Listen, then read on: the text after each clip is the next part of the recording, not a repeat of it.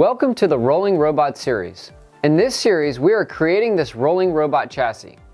In this episode, we're going to create a weldment profile from a 2D drawing we downloaded from McMaster Carr. Using vendor models can help reduce design errors. Click the link below to download the necessary files to follow along with the tutorials. To begin, I open the 2D drawing that I downloaded from McMaster Carr. This launches the drawing import wizard. Select the option Import to a new part as 2D sketch. Clicking Finish launches me into an active sketch.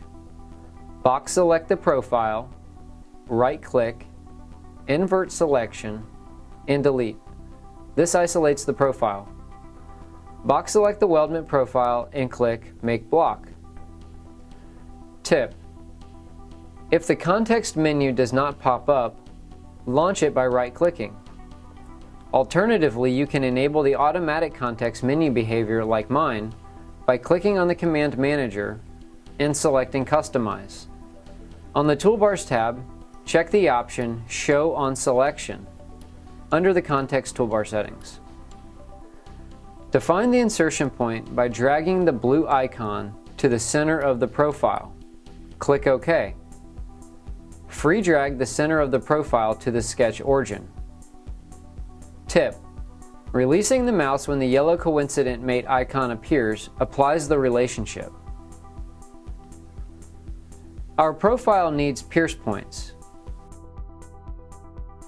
To add them, I sketch a rectangle,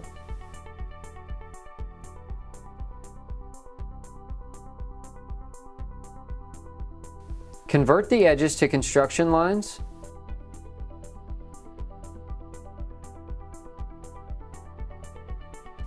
and add two collinear relationships to the profile. Grab the center of the rectangle and snap it to the origin. Right-click the block in the feature tree and explode the block. Now exit the sketch. Select the sketch in the Feature Manager and click Save As.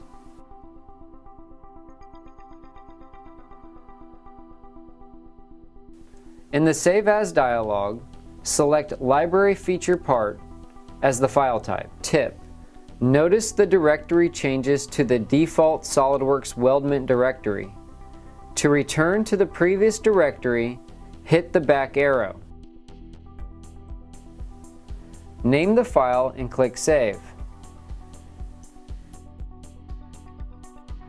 Tip: if the profile was saved correctly, the sketch in the Feature Manager will have an L over the sketch icon.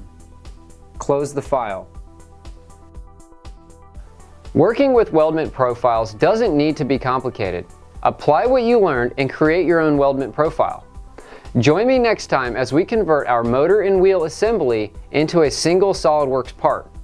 Thanks for tuning into the series Rolling Robots. I'll see you in the next episode.